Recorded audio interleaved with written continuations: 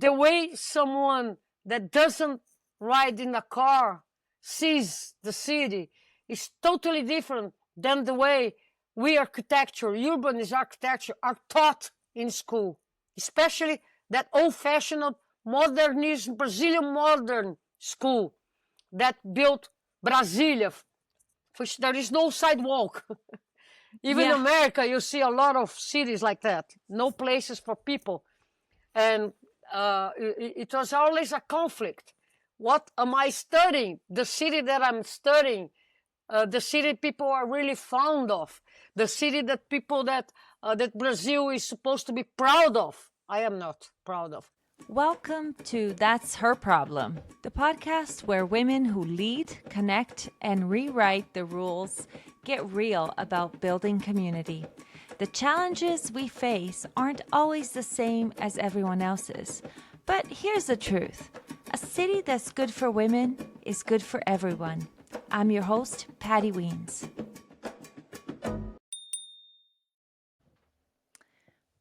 Friends, we are back. And this week I have someone super exciting to share with you.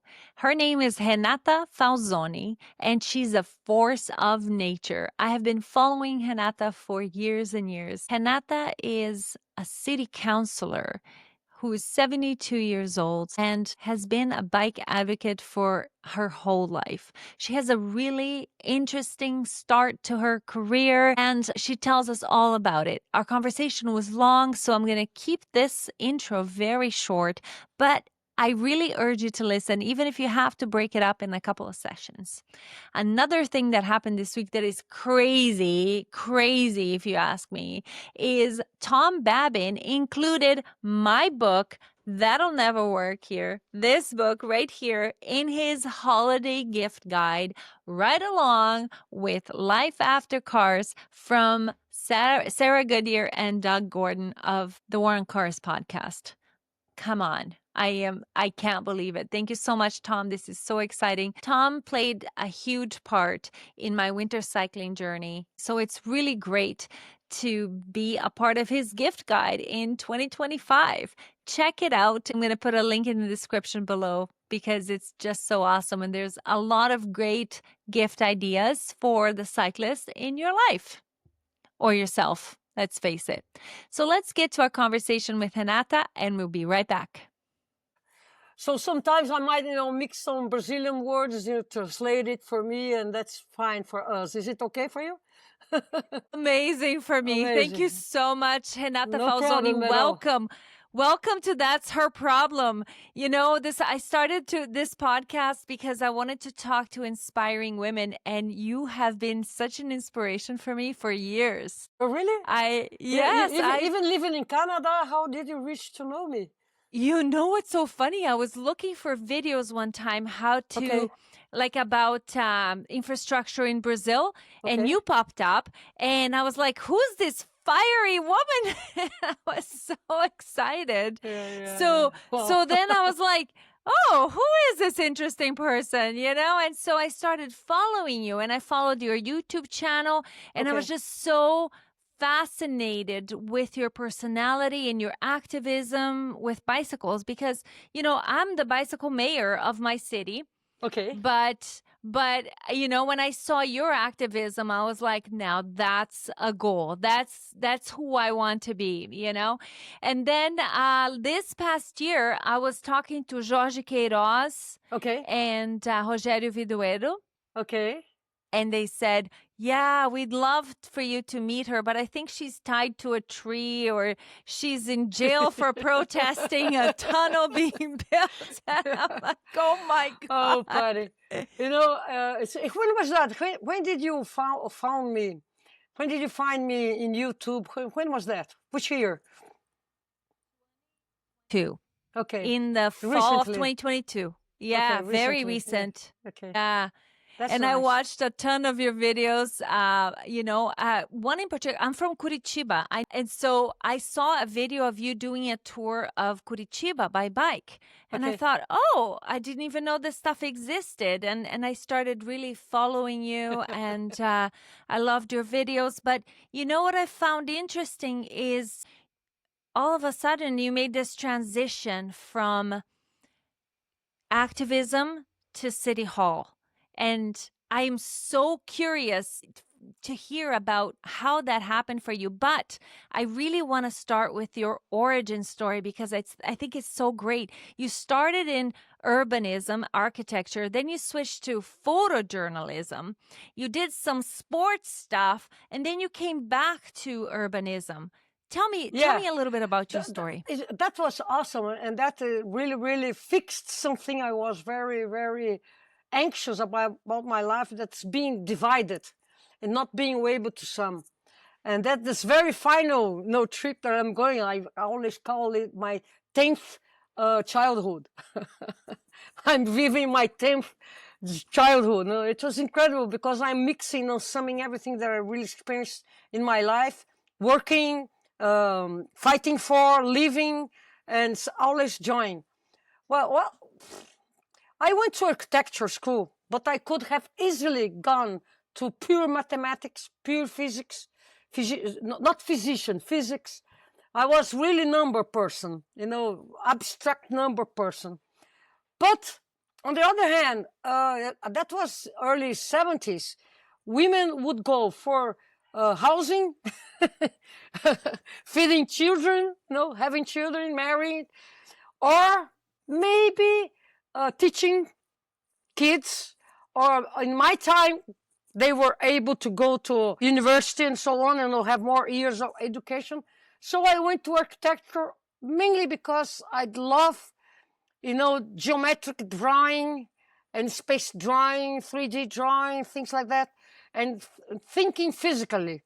So I started going to the school, and I was not really fond of arts, and all my colleagues were a lot in deep for arts, and my fun was riding bicycle for sports, being an adventure, because previous to the bicycles get to the mountains, I was a mountaineering, able to climb, ice climbing and stuff like that. I was deep in dangerous stuff, like 2 days inside a cave, exploring, things like that.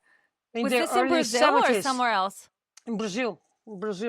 We have beautiful caves. I was there exploring them with people from the USP, University of São Paulo. They had a group called CEL, Centro Excursionista Universitário. University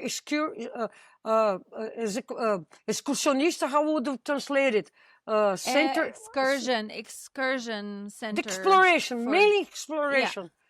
But right. By the time, at the same time, I was, riding my bicycle as transportation.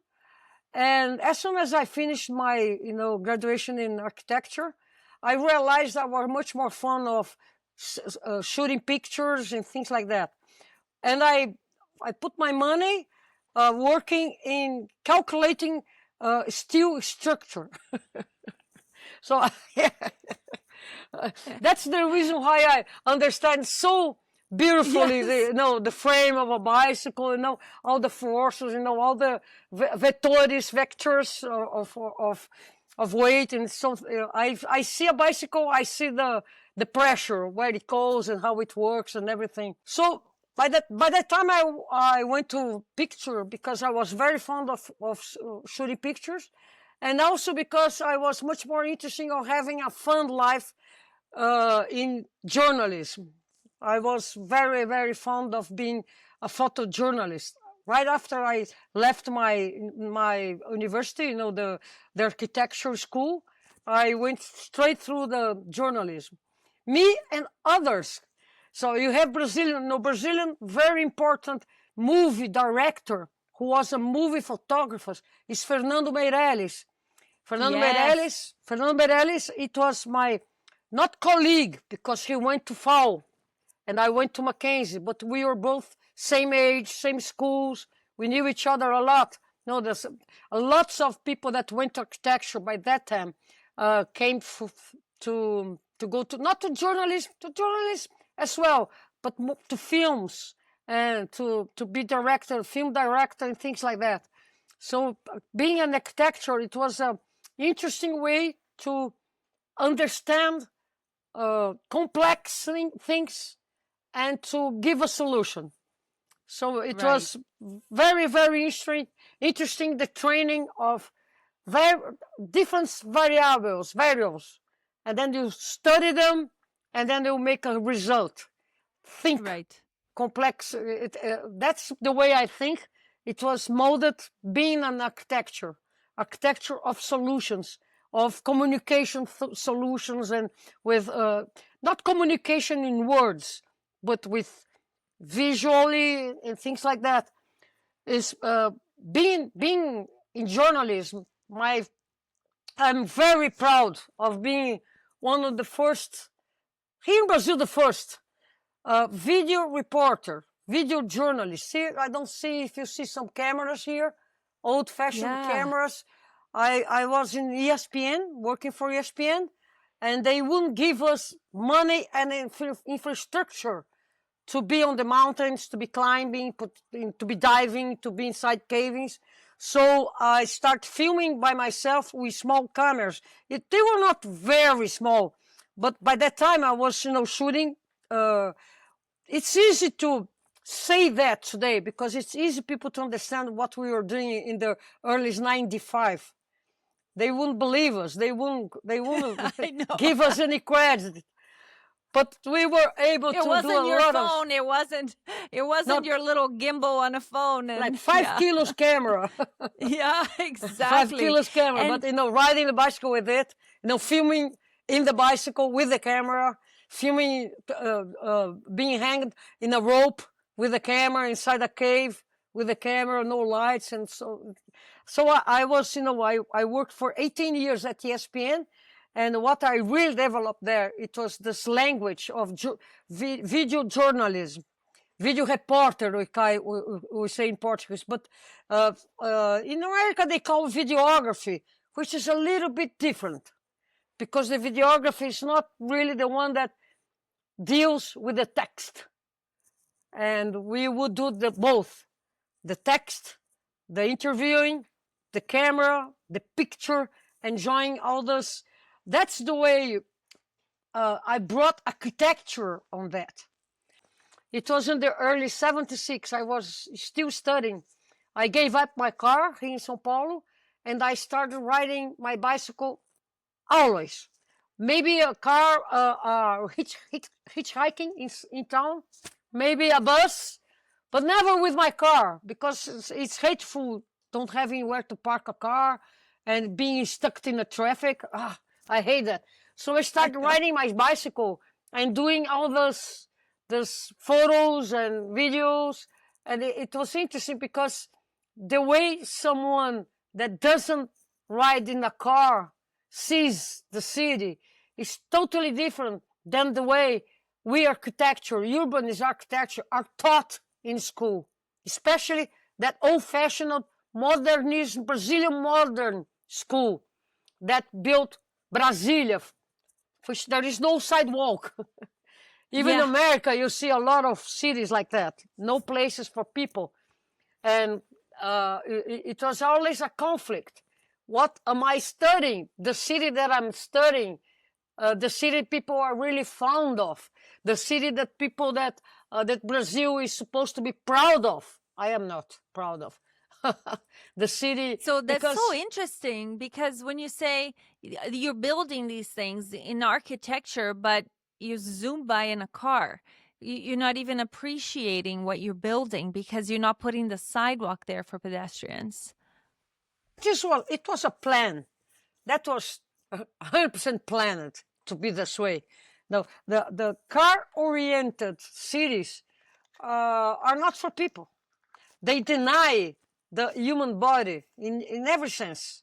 And those that are used to project, to think, to build this type of city is unable to put a seat, anything to sit on in a sideway. Or maybe they don't think about shadows. They don't think about water. We say in Portuguese, sombra e água fresca, shadow and fresh water. That's what people need. They don't include us in the cities. No, especially No, because right. that's attract poor people, and they were not really fond of poor people being outdoors in front of your home. Yeah, we are really having this problem here in Winnipeg. You know, it's not that much different. There aren't places downtown for people to sit because exactly of that. They don't want to attract the unhoused to have a seat there and make people feel uncomfortable. So then there's nobody. There's The nobody whole downtown. city There's must be uncomfortable for everybody.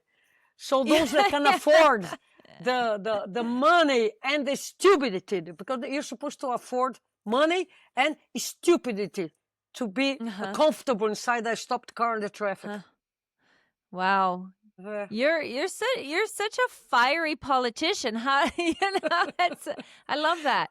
Do you find that this time that you spent being a journalist with your heavy camera on your back, on your bike, kind of really reignited your activism for bicycles again? Is that how you came back? You said, okay, I'm done with journalism because you won some awards. You carried the torch for 2 Olympics, the Pan yeah. Am Olympics in 2007, and then you carried the torch for the 2016. You didn't just work for ESPN, you had your own show, the Renata Falzoni Adventures, Yeah. right? I never really gave up with bicycle and then came back. I never really gave up with architecture and came back because I'm always joining. So when I was working on daily basis for ESPN, one of my job was to show the backstage of soccer games, football, Brazilian football games. Yeah, football. The way the people arrives, so mobility, telling stories about how people get to the stadium. I would go with my bicycle inside the train with the crowds walking. I would be filming them walking, a huge bunch of people walking for the stadium and singing. So it was always backstage. How did it happen? And mainly focused on mobility. That is always the bullseye of my communication. Maybe it's not in the center, but it is always in backstage, maybe in behind. My bicycle would be in first page or maybe in the back, how it is right there. We're not talking everything about bicycle, but it is there. See, anyone can see it. It is there.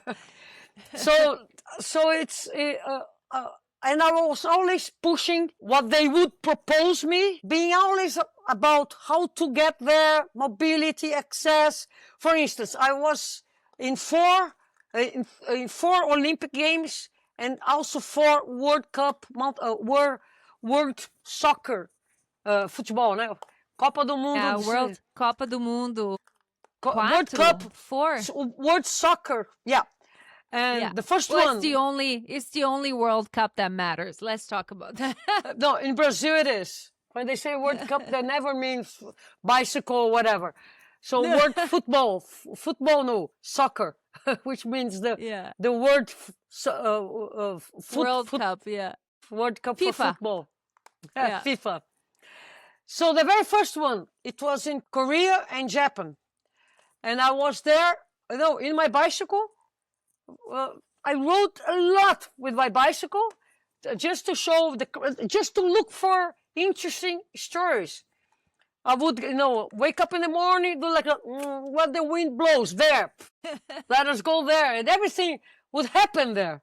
Because if you have, in the World Cup, anywhere that has the World Cup has a lot of stories happening, but you have to be affordable and outside to see them happening.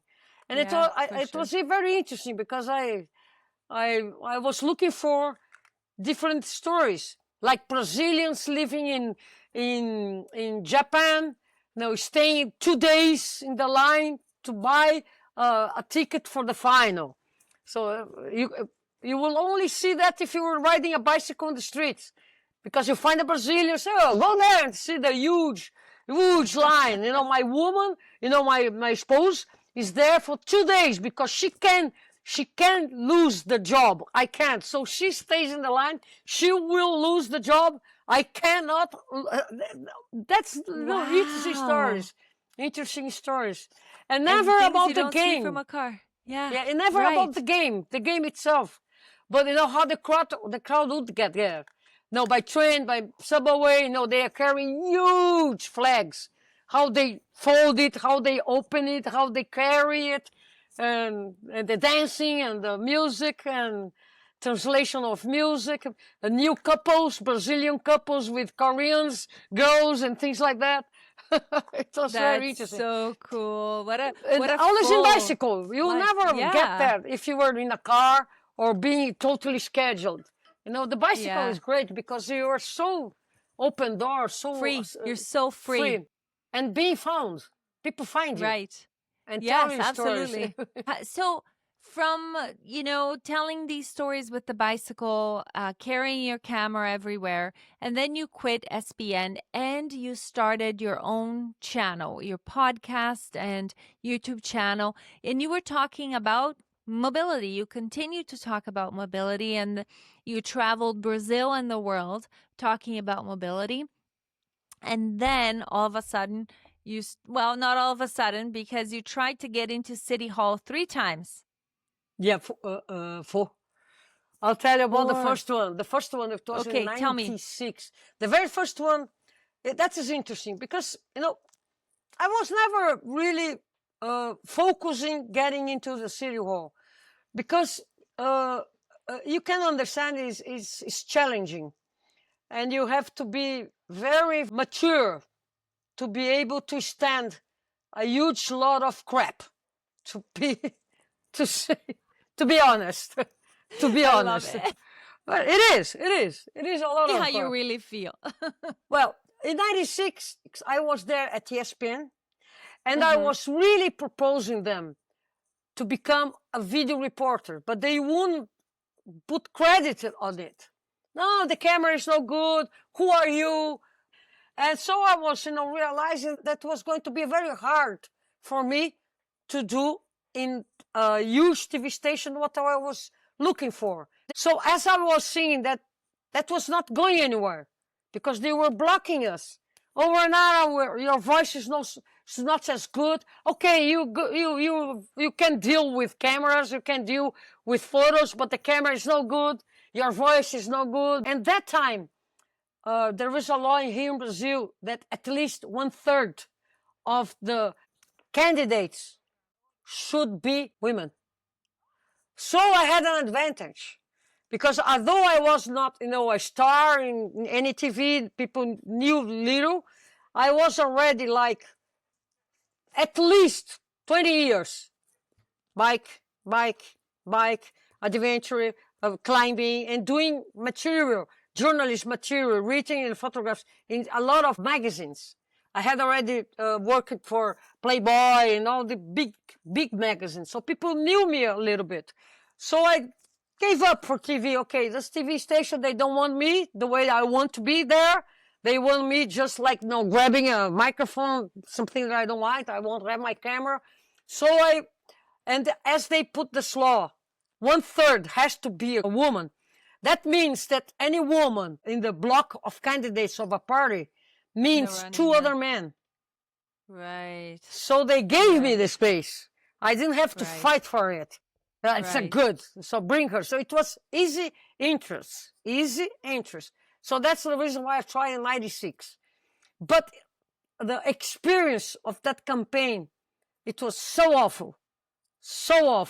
Such a huge hard working and such a it was worse than it is today in the sense of not corruption but not fair play. I grabbed like 8,800.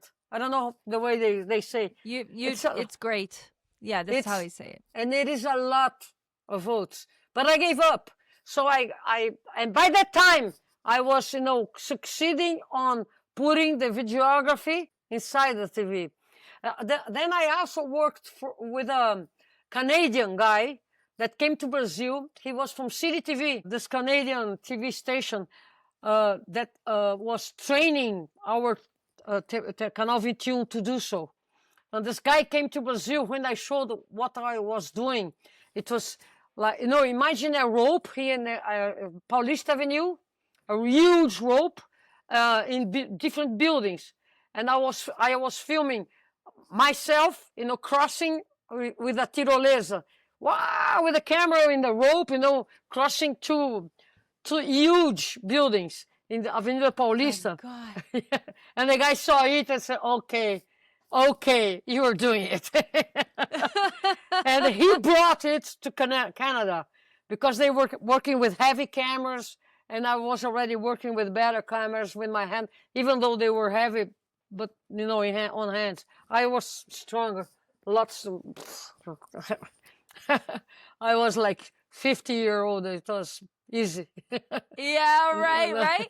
Well, that was the very first time, and I gave up. I didn't like it, but I opened the door afterwards in TV station, and I was very pleased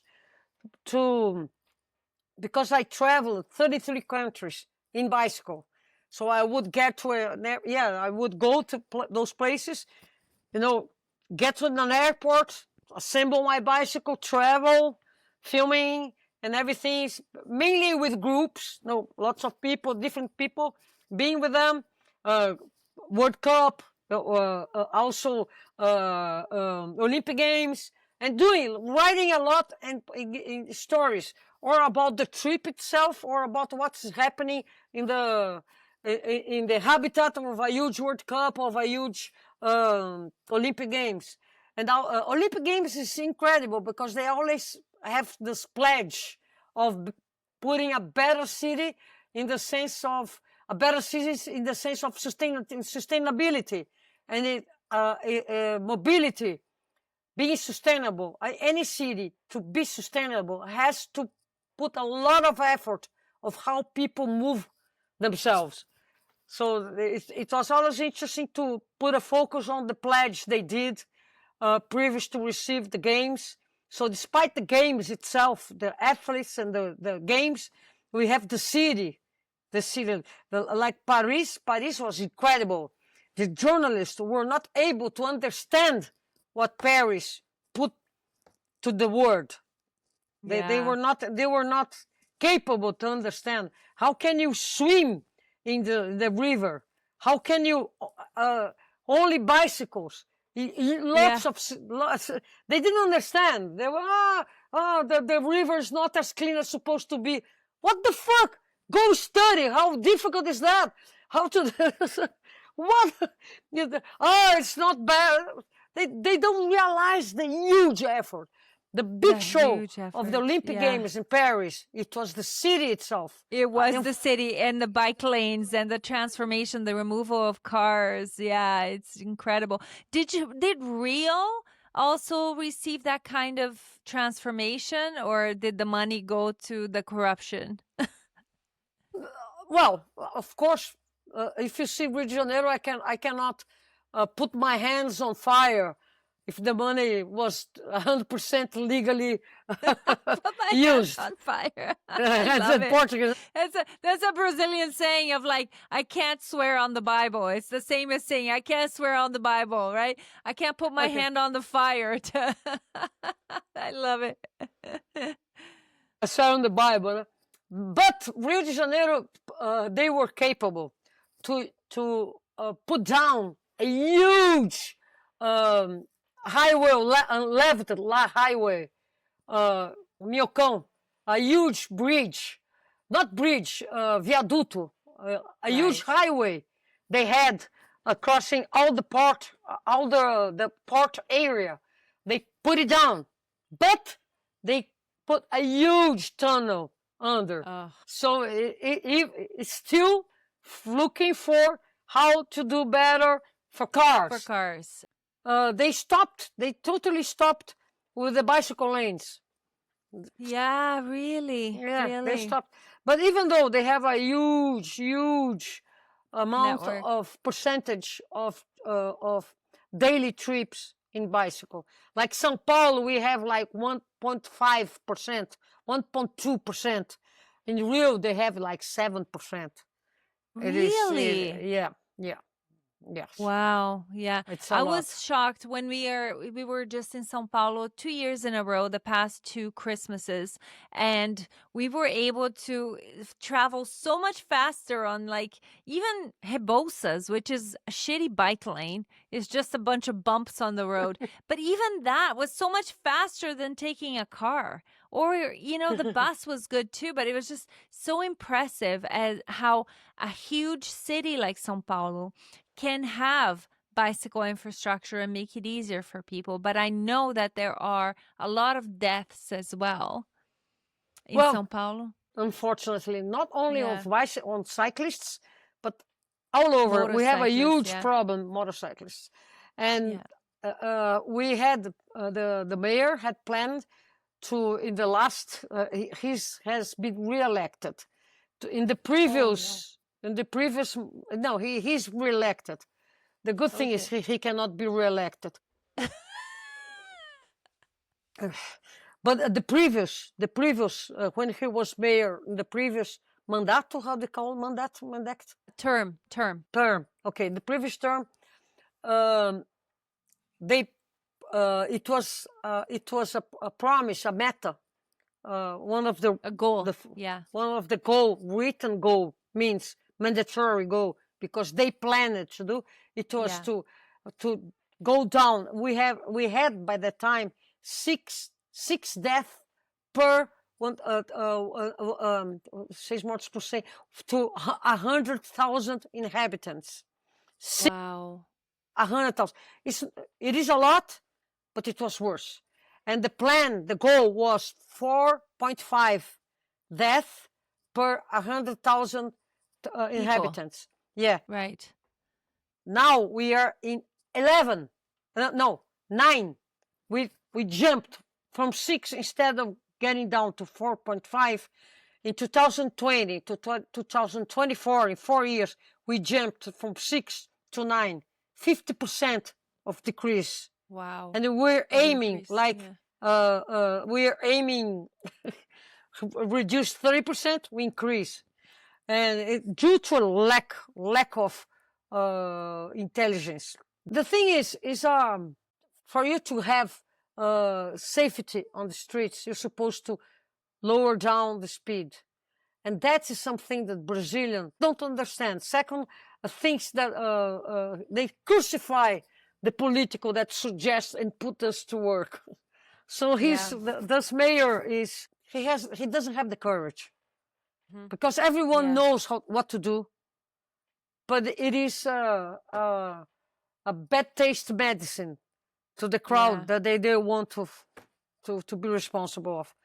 So what we have, a lot of death. And those that are increasing a lot of those death are the motorcyclists.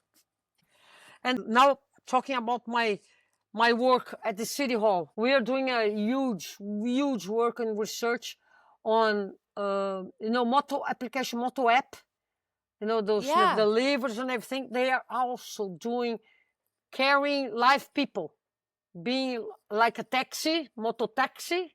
Yes, I saw that, like an Uber, but with motorcycles. Oh my word! Exactly, and putting people in the back and carrying their mailing girls because they are afraid of walking on the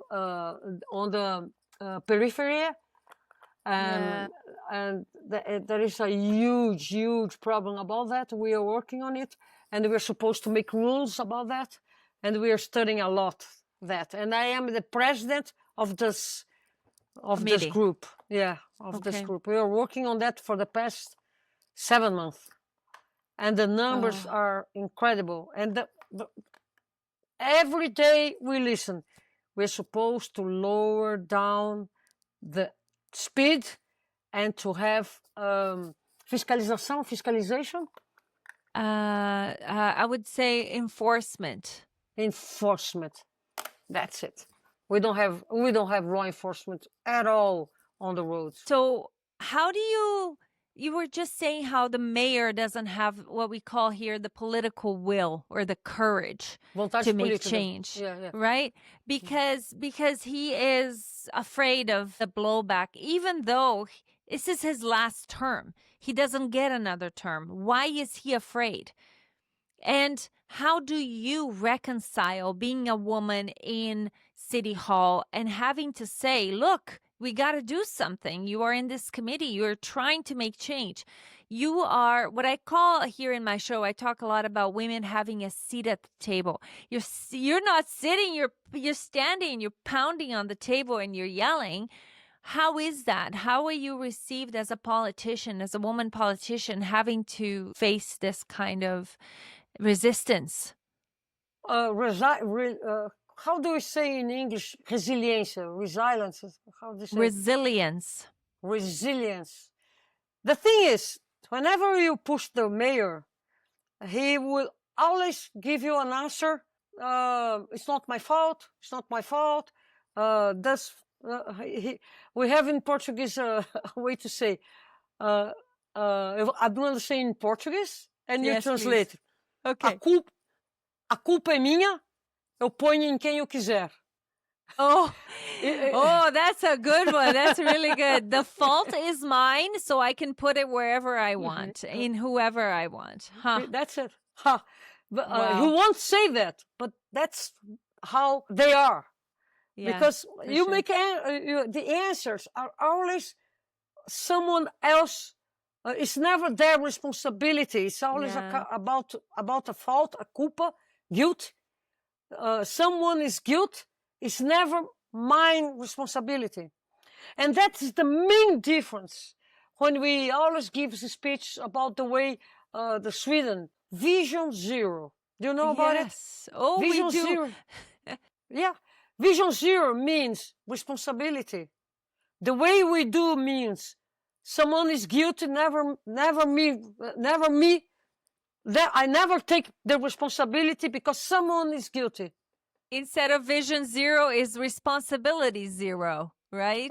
No, it's responsibility zero, like the pedestrian that was crossing in the green light, but there is a hole, but the cat, but never about the system. Yeah. So where do you see this going? You are focusing right now on this committee with the motorcycles to try to put rules and work on the system, because you can't put the motorcycles riding on 20 kilometers per hour, but they are going to be run over by a car at 60. Yeah. Understand? So there is no way. It's if you want to improve the mobility security in a city, you're supposed to work with all the actors. You can also put a goal on pedestrian, a goal on motorcycles, but if you don't draw everything and bring the responsibility for all the actors on the roads, you won't be successful. What is your goal for your term? I'm hoping, can we talk about, first of all, how old you are? I'm 72. 72 years old. Yeah. You look like you're 22. You have the spunk of a teenager. You are on fire. And you know, I always say, because I'm an activist and an advocate, I'm 52. And I always... I was 20 when you were born. Yeah, exactly. So 73. 73. I always say, I don't have a lot of time left in bike lane years. How do you reconcile being 72 and thinking, okay, we got to get this done? What do you want to get done in your term? Because I see you as someone who says, I have one term right now. I got to do as much as I can because I don't know if I'll get elected again. I am a woman at City Hall, right? All these things. What is your biggest goal? There is no one biggest goal. But it is always little achievements that make a huge cake. No, for instance... I like cake. It's a huge cake. No, it's raw, but it's getting to being done. So ever since I was elected, I speak a lot, and being a journalist, you are capable to speak. you're capable to improvise, you're capable to defend yourself, to debate. These are things that was I was telling, that is great to combine all the skills at the very in the 10th childhood. So, Yes. Never especially mind. being more mature helps. Some people call it the third act, but you're talking about your 10th childhood, and I think I like that a lot better. Because if it is not, it has to be not funny, but it has to be enjoyable. I have to be, and that's what bicycle brings us. But I'll tell about that later. What is my accomplishment? First, we have 55 city councils. All of them were not close to walk nor cycling. So if there is someone that speaks a lot, bicycle at least twice a day, they would hear every day. So it's not that they change their mind. They are more respectful about the theme. They ask me things and I explain them. And so I've been changing their minds. And it might be little, but it is not. Because we say in Portuguese, você traz a pauta, you bring the theme to the discussion. Yeah, so you are saying that your presence there is your greatest accomplishment. And that is the theme of this show, is having that seat at the table, because your presence is activism. Yep. Your presence is the change. To get there, you're supposed to be elected. And to be elected, you're supposed to be in campaign with people that hate politics. Hate politicians, hate to speak about politics. So to explain them that the single act, especially women, riding bicycles in this town, it is a political resilience act. And that's interesting because we are changing their minds. So I've been being more putting people to understand what means to be in the bicycle in such a city, car-oriented city as São Paulo is. But another accomplishment that we have been doing several little projects that combined helps a lot. Paris has a plan to turn 60,000 space for parked cars in green areas. We call those in Portuguese vaga verde. You know, all the stuff of the mayor to change parking places to green areas. It is little, but we've been putting, it's little. If Paris is doing 60,000, if we do 100 in 4 years, that's going to be a huge changing. Okay. So many things that we've been doing. There is a huge thing. We have preservation parks, huge parks. So we are building a cycle lane connecting all these parks, 180 kilometers of lanes connecting these parks. It's going to be, it's going to be an amazing adventure. You know, for instance, Canada and also Europe, you have the long lane trails. Like Appalachian Trail and Pacific Coast Trail, we have a lot in Canada. Right. We are building Brazilian trails, and all these 180 kilometers in South São Paulo are going to be connected to Brazilian trails. You know, the law project that we have, that's very interesting. You know, the code bar, anything that you buy, there is a code bar like this. Right, barcode, like a UPC. Yeah. This type of code barcode is international. Right. So we are doing in the city. It's supposed to be in the country, federal, but we are making an effort to oblige this company, especially soft drinks and water, and to put in the code bar the information of weight and material of the embalagem. Embalagem is packaging. The packaging. So we are going to have data of what goes to the trash, what is supposed to be Oh, wow. recyclable. And Okay. we've been doing this, and we've been having a hard time with a water association, soft drink Of course. association, and Of everything, course. because they really don't want to take any type of responsibility. But once we do it in São Paulo, we might make something international. And it was developed thus inside the engineering school of São Paulo University. Another law that we are looking for, that's very interesting for us women, it is to give, in Brazil, when a couple has a child, the mother has like 3-4 months, and the father 3 days. Wow. 3 days. Yeah. He drinks, and goes there to put his name of the child. Right. That's it. So what we're planning, 30 days. Now in Canada, it's a whole lot. For Brazil, it's 12 months. Yeah. Yeah. In Canada, you get 12 months. Yeah. But you have to split it. You have to between split the it. two. Yeah. And what is the side effect of that? The men start thinking about some women stuff they will never think, because they had the responsibility now to take care of a small person. So Yes. it makes easier to make public policies that are mainly forgotten, because those Yeah. men here in Brazil, they don't care. How would I translate? They might care, but as they don't take care, they never Yeah. experience the need. Even if they No. might care, but once he didn't walk on a woman's shoe to understand No, he didn't. where it hurts.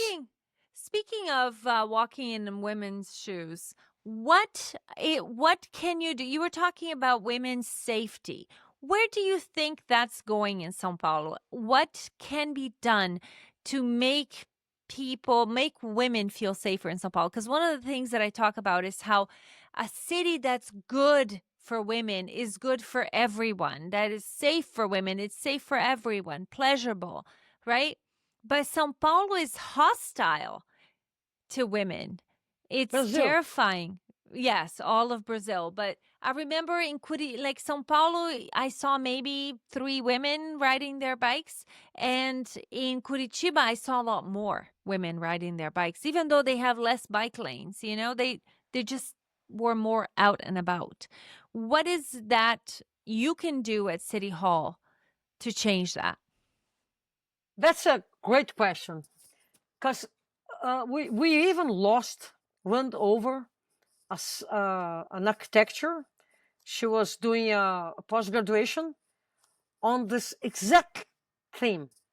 Women, PhD, right? Okay. PhD, women on mobility of women, especially black women on the periphery, in cyclists, women in cyclists. Yeah. So here in São Paulo, we have maximum 9% of women riding bicycle. Maybe this number goes higher to 12% in good bike lanes. Lots of problems. How do you translate assédio? It's one of them. Oh, sexual harassment. Sexual harassment is a huge problem here in Brazil. And the traffic violence as well. So whenever you study anything related to mobility, when you make specific for women, the numbers are totally different. Like we have 36% of the transportation. We got worse. It was only 32. Now it's 36% are by car. Yeah. Women, 17, 18, they are walking or bus. Why the motorcycles carrying people is it is affordable and it is happening, although it's against the law in the periphery, because a woman feels safer riding a motorcycle with another man carrying her rather than walking home for the last mile. Sexual harassment and also physical security, being robbed, Yes. being assaulted. So in Brazil, it's a question of culture and infrastructure, making the spaces more public, more lights, more inhabited. You know, you don't want to be alone walking the streets, but also a question of culture, this male dominated culture that we have in Brazil that is it's harmful to women, Oh yeah. right? For I started riding bicycle in '76, and I found in a bicycle my safety, because by that time here in Brazil, whenever a man would see a woman alone, it was an obligation to say something to her. Of course. Of course, and even to touch, even to touch. It was Oh, he would be not proving his manhood if he wouldn't do that. That yeah, was correct. terrible, and it was the law, their male law.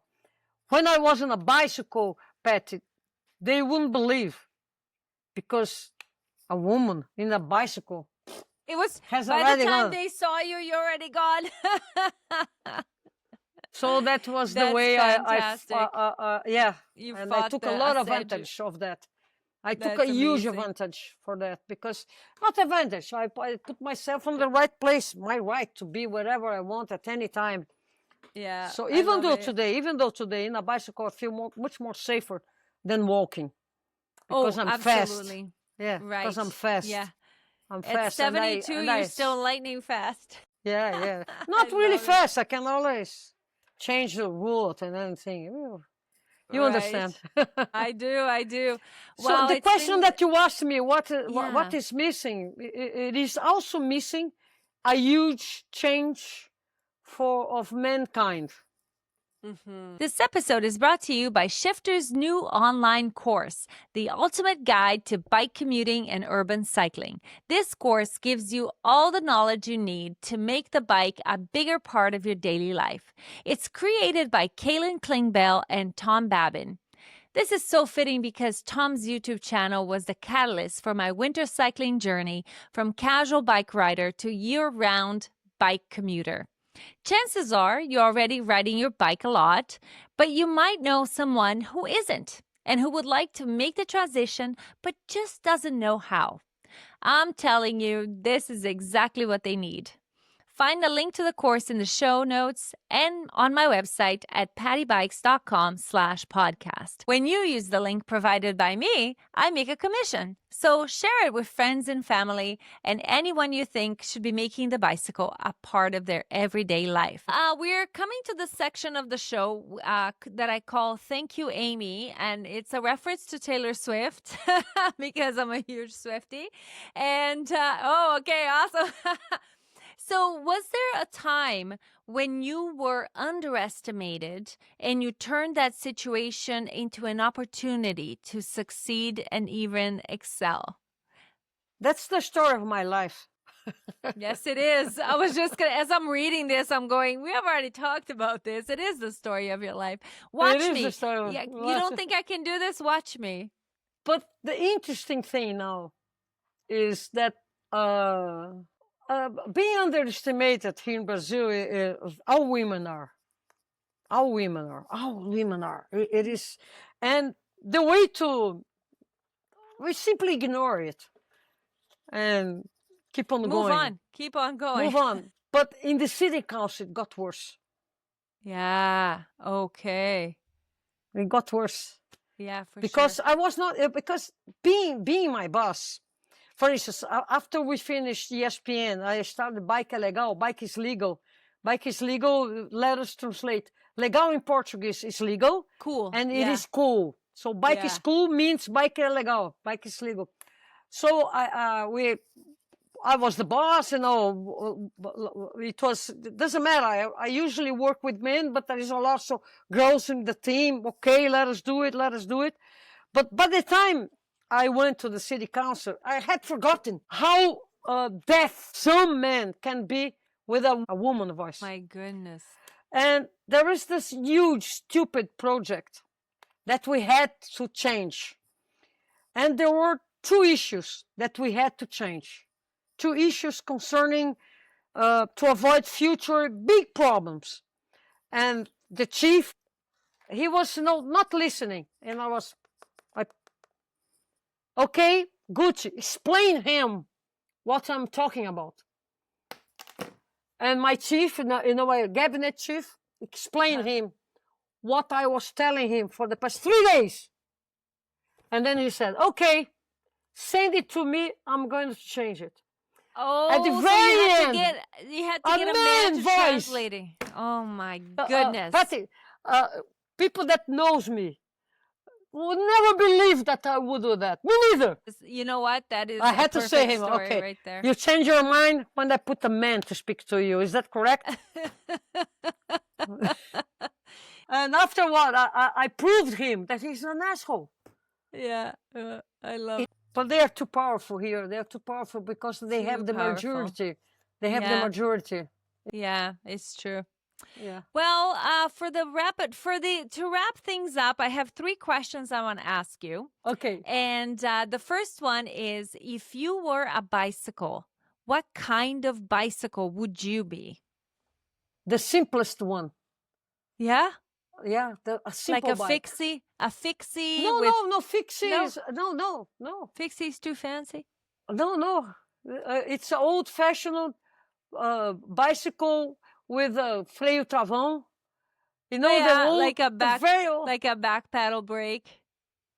I have it in the back. Like a Dutch bicycle? In 1950s, we had the bicycle that was for people to go to work and go back. There's no cable, just varão. It was a metal for brake. You know, we had a metal that would bring the pads.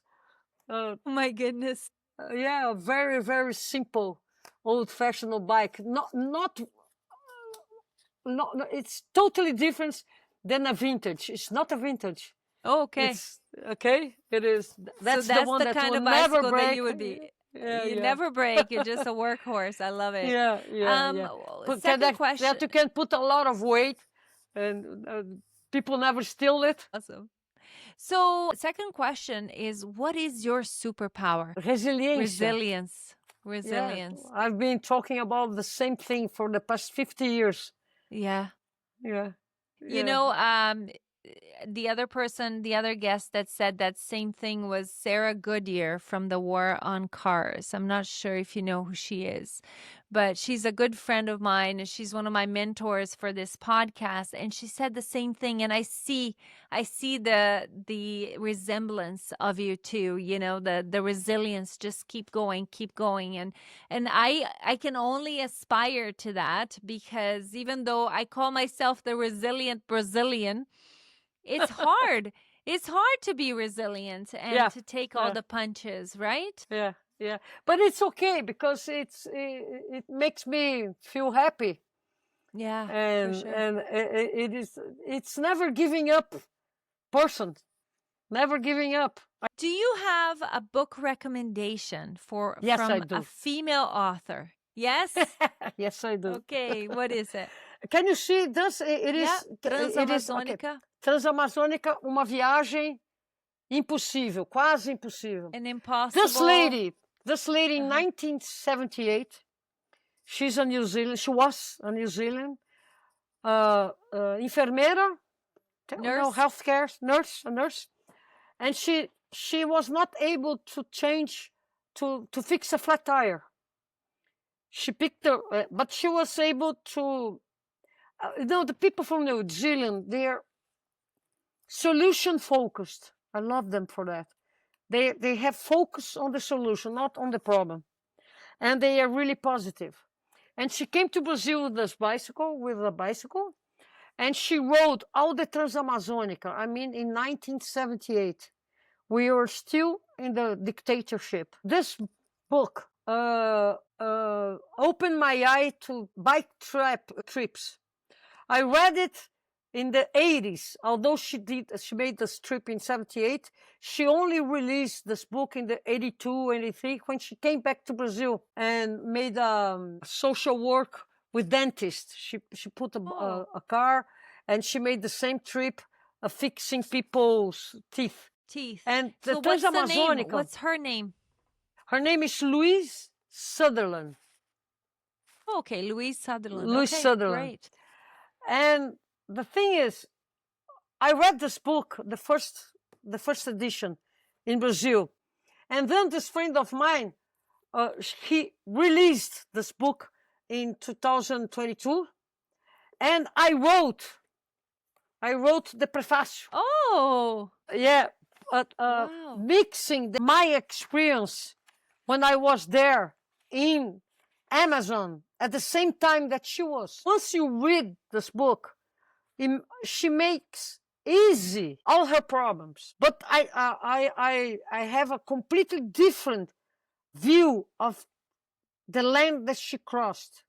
Right. Because we were living the strong dictatorship, the military making a transformation of landowners, being very aggressive to Indians.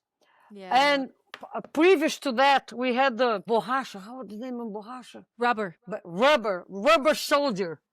Remember the rubber soldier that they were put in Acre, and she was there.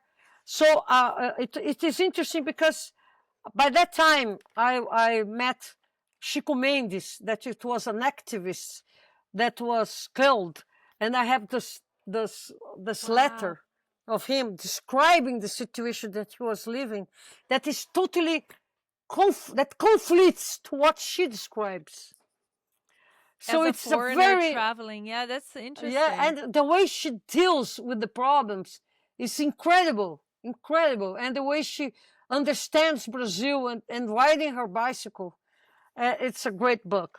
And the thing is, I have other books, but they are written by men, and this is an incredible book written by a woman, a cyclist woman that had the courage to cross the Transamazonica road.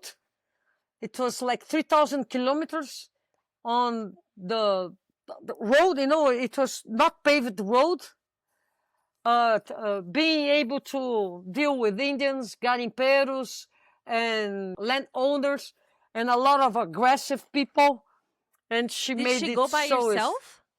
only by. Wow. She was alone, and Wow. she was not able to fix a bicycle. Wow, that's crazy. It's incredible, this book. And Wow. you can find this it is possible to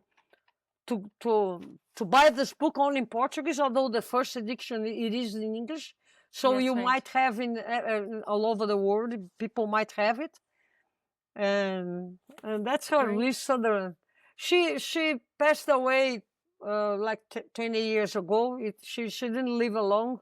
After that, she passed away she was like 70. She didn't live much long, but she was able to come back to Brazil. But previous to that, she had already ridden a bicycle in the Peru with all the Sandinistas, and remember all this inside the guerrilla. She was amazing. I bought herself, in the middle of the guerrilla, and badass. Yes, badass. I Badass. love it. Wow, thank you so much. I am so excited. How do people find you? So you have an Instagram account. Do you have a website? It's my name, my name. You're going to find, and there is also Bike Legal, Bike Legal, everything together. So Bike Legal deals with bicycle, the way how to fix, how to find it, how to be a cyclist, how to see the city, and everything. And Renata Falzoni is 100% politics now, Okay. because so bicycle and politics, because that's your life right now. Yeah, in my 10th childhood, I'm only speaking of politics Bicycles. and the pleasure of being a cyclist, a person in the city. Well, I have something I'm going to send to you. I just wrote it. Great. That will never work here. The city project. That's nice. Tell me about this book. Well, so I find that every time that I travel somewhere and bring an idea home, or I read about something that's working somewhere else in the world. For example, if I go tell my friends how São Paulo is trading parking spaces for green spaces, right? I'll go to someone and say, and their answer is always the same. That'll never work here. So I wrote a book about my experience, as a cyclist that was completely transformed when I started riding my bike in winter, and really felt this need of telling other people that it is possible and that, yes, it can work here. The reason people don't ride their bikes in winter is not because they're cold. It's because there isn't safe infrastructure, right? Okay. People don't feel safe. That's why. It's not because they're cold. It's because they don't feel safe. So yeah, that's my book, but I'm going to send you a copy. I really hope that you come visit one time, and I'm going to take you around and we'll do some winter cycling and introduce you to some of our friends here. I'm such a big fan. I'm so thankful that I get to have you on my show today. So, and I hope that we get to connect again. Whenever you come to Brazil, please do call me, and it's going to be a very, very good, having you here to ride bicycle and everything. We have a lot of fun. São Paulo is an amazing place to ride a bicycle. It can be a little bit rough, but it is great. Great. It really is. I enjoyed it so much. Yeah. Thank you. The world is, you can find great places to ride bicycle in the world. And whenever people asks me, what is the best place that you rode your bicycle? My answer is totally different. It is a place here in Brazil called Afuá. Afuá. I need to go there. I need to go there because it's at the mouth of the Amazon River where it meets the sea. It's in Belém, right? No, in Pará. And it is Pará. But the closest city is Macapá, that is the capital for Amapá. You grab a boat and you get there in 2 hours after leaving Macapá. And you can see footage out of it in Bike Legal YouTube channel. You put the name Afuá, Cidade da Bicicleta. Afuá is A-F-U-A. Afuá. Yeah, I've seen videos of Afuá. It's a dream because cars aren't allowed. I think I'm gonna go die there. Not cars, nor motorcyclists, and everybody walks, and people don't hit anyone. It's great. Yeah. It's incredible. It's incredible. I love it. It's a place, a human scale place. I love it. Well, thank you so much again, and we'll talk soon. Okay, bye-bye, Patsy. Thank you so much for listening. If you haven't picked up a copy of my book yet, you can order it from any book website or get it from your local bookstore, anywhere that you usually get your books from. I'd like to thank my Patreon supporters, Michael, Andrew, Nikki, Hall's Emporium, Tim, Lucas, Linda, Rod, Julia, David, Stephanie, Jason, Cassie, Skitch, and Jamie, and Emma. Thank you so much. You too can support me on Patreon for as little as $3 a month. Just go to pattybikes.com/podcast. Also, if you have any thoughts that you'd like to send in via voice memo, please do. Just go to pattybikes.com/podcast and click on the button to send in a voice memo. Stay tuned. We're going to be back again in a couple of weeks. For now, that's her problem.